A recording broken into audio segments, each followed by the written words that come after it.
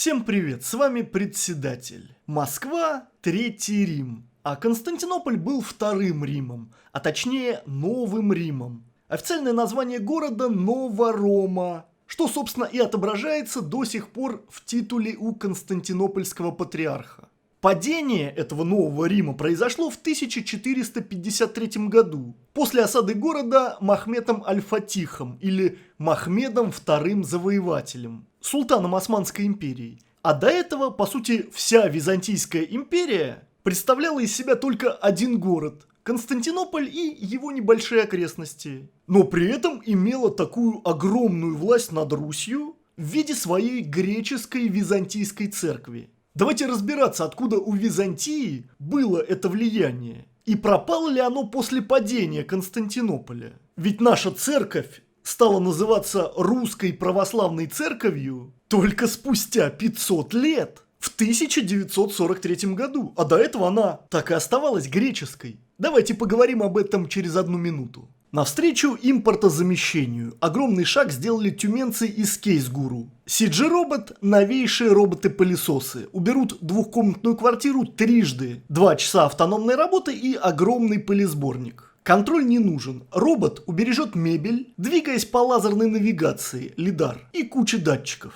Большие колеса в компактном корпусе с мягким бампером. Никаких препятствий. В мобильном приложении устанавливается расписание уборки даже на неделю. А за эффективность отвечают уникальный режим влажной уборки с тройным проходом и регулировкой увлажнения, мощная сила всасывания, тихий бесщеточный мотор, турбощетка с подвеской, не наматывающая волосы, ручной пылесос Home с авторегулировкой мощности, настолько легкий корпус, что с уборкой справится даже ребенок. Займитесь тем, что нравится, а уборку доверьте помощнику Кейс-Гуру. Год гарантии, рассрочка, доставка по всему миру. Заказывай на официальном сайте производителя, а по моему промокоду SNT-робот скидка 1000 рублей.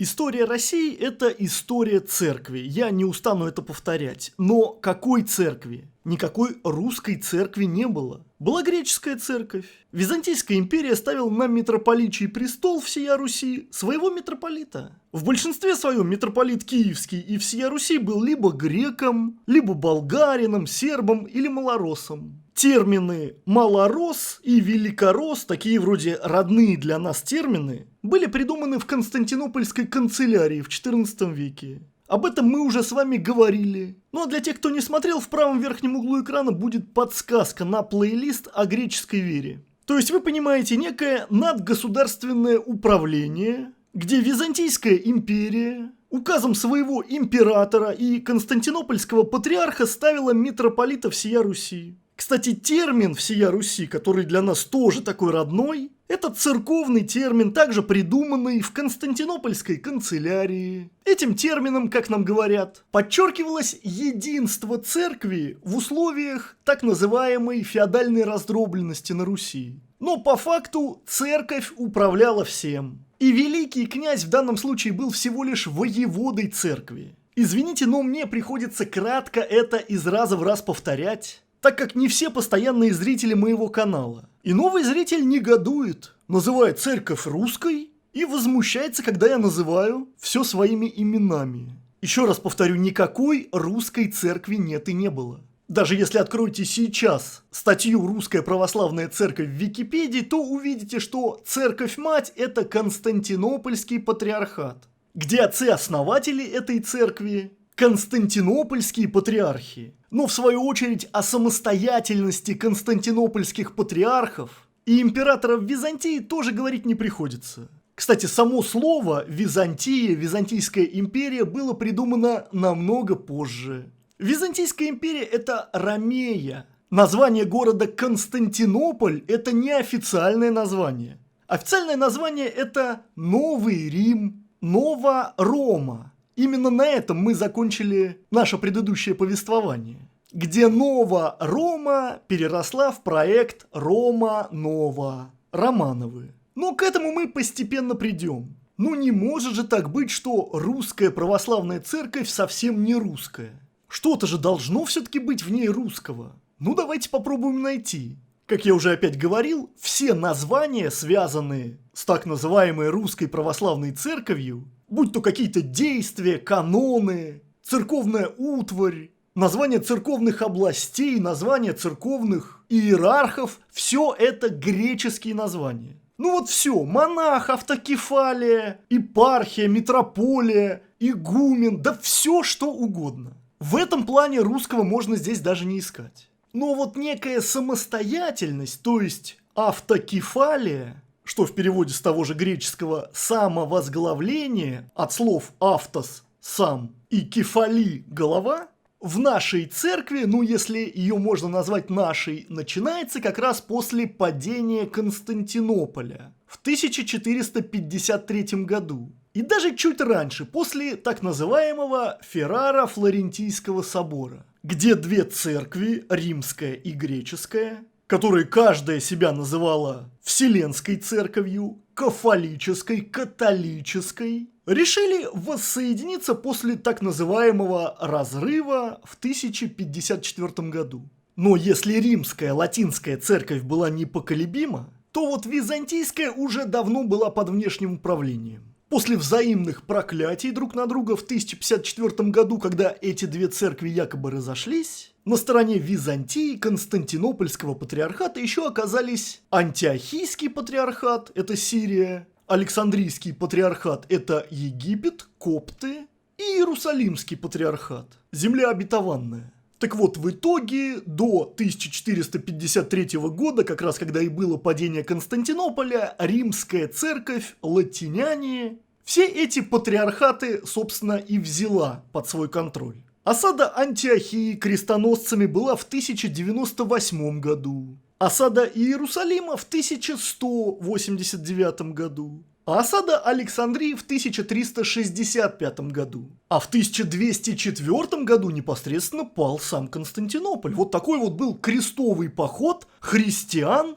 на христиан. Я еще раз говорю, церковь и вера – это совершенно две разные вещи. Церковь вообще не про веру. Церковь – это про управление. Вот картина осада Константинополя 1204 года. Мы видим венецианские флаги. Апостольский лев, евангелиста Марка. Ну а завладев Константинополем, венецианцы начали ставить своего константинопольского патриарха. Естественно, это уже была не Византия, историки это называют Латинской империей. Или Романская империя. Но спустя более чем полвека, уже в 1261 году, в свою очередь, генуэзцы возвращают Константинополь якобы законным его правителем, ставя императором первого из династии палеологов. Это Михаил VIII Палеолог. Ну, то есть отыскали где-то в осколках некогда могущественной Византийской империи самого знатного, аналог Гоши Гогенцоллерна. Если б сейчас была необходимость восстановить Романовскую империю. И вот эта борьба венецианцев и генуэзцев продолжалась вплоть до финального падения Константинополя в 1453 году. Я напомню, что Османскую империю, Оттоманскую порту поддерживали венецианцы. И все, Константинополь стал просто не нужен. Генуэзцы больше за него не впрягались, при этом они потеряли все свои владения в некогда генуэзском Крыму. Константинополь защищали всего лишь 7000 человек. Ну и сама династия палеологов, по сути, началась в 1261 году и в 1453 закончилась. Меньше 2 веков. Но что предшествовало падению Константинополя? Феррара-Флорентийский собор. А во Флоренции уже к тому времени установилась власть рода Медичи. Это самая богатая и влиятельная семья в Европе тех лет, владевшая самым крупным и наиболее уважаемым банком во всей Европе. То есть опять мы видим борьбу между денежными капиталами. Никакой духовности, никакой веры, только влияние и управление. Чем примечателен этот Феррара-Флорентийский собор, так это тем, что на нем присутствовал лично Папа Римский. Обычно всевозможные вселенские соборы посещали только его легаты. Но это опять же о равенстве римской и греческой церкви. Но, как по мне, все эти вселенские соборы – это просто пустышка какая-то. Создание видимости бурной деятельности. Что на них вообще обсуждается? Какое-то мироварение. Ну, то есть, чей рецепт лучше? Причащаться квасным хлебом или пресным, так называемый спор об опресноках? Какой огонь в чистилище, очищающий или карающий? Как накладывать крестное знамение? Исходил ли Святой Дух от Сына или только от Отца? То есть вы понимаете, и из-за этого идут войны, какие-то крестовые походы, умирают люди. Но опять же, якобы из-за этого. На самом деле, разные церкви – это просто разграничение зон влияния. А за всем этим как стоят, так и стояли раньше банкирские дома. Венецианцы, флорентийцы, генуэзцы. Которые в дальнейшем станут какими-нибудь там Виндзорами, Альденбургами, ну, о них в свое время. Этот Ферраро-Флорентийский собор был созван, чтобы достичь унии между римской и греческой церковью. То есть объединить эти церкви после раскола 1054 года. И собор был созван папой римским Евгением IV, который, как я сказал, уже сам на нем присутствовал. И вот этот вот Евгений IV был, по сути, ставленником семьи Медичи. Ну а впоследствии Медичи уже ставили римскими папами непосредственно своих представителей семьи. 4 римских папы имели фамилию Медичи. И результатом этого собора становится уния, то есть союз католиков и православных. Причем за эту унию выступали и представители так называемой «всея Руси».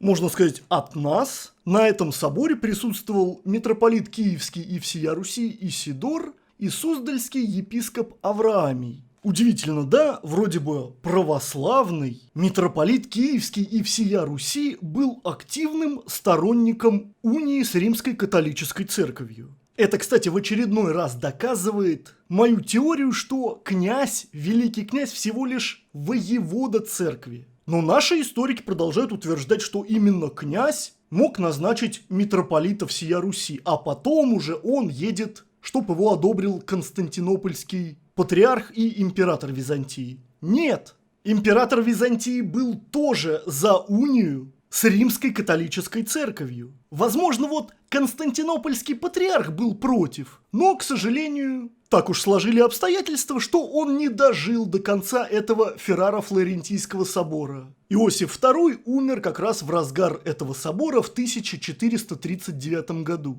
А собор продолжался с 1438 по 1445 год. А на Руси тем временем власть переходит из рук в руки. И об этом мы поговорим отдельно. Как противостояние церквей влияет на власть в Московии. Итак, активный сторонник унии с Римской католической церковью митрополит Киевский и всея Руси Исидор поставил свою подпись под так называемым соборным определением Ферраро-Флорентийского собора. Точно так же свои подписи поставили византийский император Иоанн VIII Палеолог, представители Александрийского патриархата. То есть помимо греческой церковью были подписаны буллы об униях с армянской церковью, яковитской, коптской и много еще с кем. И все они признавали главенство римского папы и основные латинские догматы. Собственно, после этого подписания Исидор в Московию больше и не вернулся.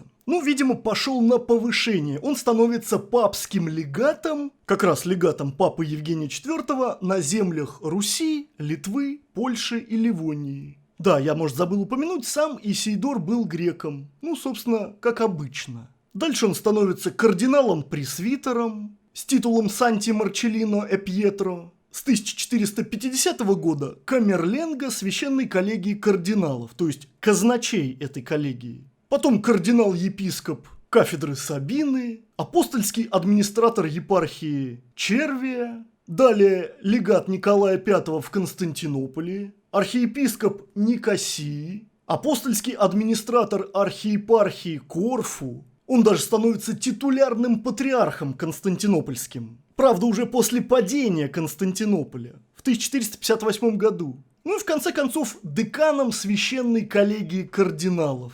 Вот такая вот карьера у Исидора, митрополита Киевского. Что касается греческого византийского духовенства, которое поставило свои подписи под унией с католической церковью. Среди них был ученый-грек, некто Виссарион Никейский, который тоже после подписания сделал себе карьеру в римской католической церкви. Папа Евгений IV произвел его в кардиналы. Именно он после падения Константинополя вывезет детей оставшихся палеологов в Рим и начнет вести переговоры относительно брака Зои Палеолог, которая потом станет Софией, и Ивана III Великого. То есть Константинополь уже стал не нужен, а палеологи еще могли пригодиться. В самом же Константинополе все духовенство, которое не присутствовало на этом Ферраро-Флорентийском соборе, отказывалось служить службу с теми, кто подписал эту самую унию, и даже народ перестал посещать их службы. Якобы даже духовенство прекратило поминание императора на богослужении, так как он тоже подписал эту унию. Но, как говорится, как бы там кто ни сопротивлялся, император Византии Иоанн VIII Палеолог и титулярный патриарх Константинополя Исидор, некогда киевский всея Руси, в 1452 году провозгласили эту унию в соборе Святой Софии. Это, собственно, было за 2 года до падения Константинополя. Кстати, на гербе Константинопольского патриарха мы до сих пор можем видеть символы Ватикана, а то есть ключи апостольской церкви. Или ключи от Царства Небесного апостола Петра. Тем временем в Московии, в Великом княжестве Московском, уже не подчиняются Константинопольскому патриарху, так как титул всея Руси уже носит не митрополит, а сам великий князь Василий II Темный, внук Дмитрия Донского. Именно этот титул всея Руси дает ему право поставить вместо Исидора своего митрополита, пусть все еще киевского, и всея Руси. В 1448 году этим митрополитом становится Иона, уже не грек, не болгарин, не малорос, а уроженец Костромской области. Но, как я уже сказал, в момент проведения Ферраро-Флорентийского собора на землях Московии велась отчаянная борьба за власть. И вот кто же победил, или неужели наконец-то русская церковь стала русской? Об этом поговорим в следующий раз. А вы здравы будьте. Магазин одежи русской, что пред сельмагом зовется, шлет поклон мужам славным и готовится к празднику Победы Великой. Посему не мешкаем, а готовим дары славные, выбираем рубахи добротные. Гимнастерки не только ратникам да воеводам, а другу закадычному. Дар больно хорош. Не пестрять какая, ничуть заморская. Сами справим льняные да хлопчатые, на детину дюжего или от горшка 2 вершка. Тоже справим. Или по обычаю рода своего косоворотку тоже можно. Есть еще рубахи с приспособой диковинной. Зовется капюшон. На голову его одеваешь и прям без шапки и ходишь везде. А почесть дружбу надежную рубаху шелковой и вовсе не грех. К рубахе и порты справим. Предсельмак худого не предложит. Джогеры, хоть и обзываются по-заморски, но послужат исправно. Будешь иметь при себе все нужное. Паки радоваться зело карманам во множестве. Есть еще карго свободные, да льняные штаны просторные, чтоб чаще не рвать крою особого. И девкам штаны справим, хоть сарафан ей поболе к лицу-то. Без лишних украшательств, обиходное и парадное. Не по наущению чужеродному, а по знанию своему советую. Отдыхать и удобство великое, да и в люди выйти несовестно, а можно и силушкой богатырской помериться в костюме из лучшего трикотажу цветов всяческих. Всяк, кто костюм одевает, тот час уж думает про жилет овечий, больно уж подходящий он к тому костюму-то. В другоре телогрею справим, коль жилет не хошь. А если боярин не токмо богатырской удалью одарен, смекнет он и хозяюшку свою одарить знатно. А лучше душегреечки-то из платка Павла Посадского и не найти подарка. Справим одну такую, другой не найдешь. К душегрее-то сумочки дивные, из того ж платка узорного. Поплывет душенька лебедушкой. А для комплекту и платочек можно. И недорого вовсе. Только в магазине всея интернетов русская-одежда.рф купишь такой. Аль завсегда приезжай в шоурум московский, что от предсельмага славного. Да на валу земляном 7. Будешь такую одежу носить, да будешь здоровей ведмедя. Во как! Будем хранить славу нетленную богатырей русских. Не посягнет пущай ни одна собака злобесная на землю нашу.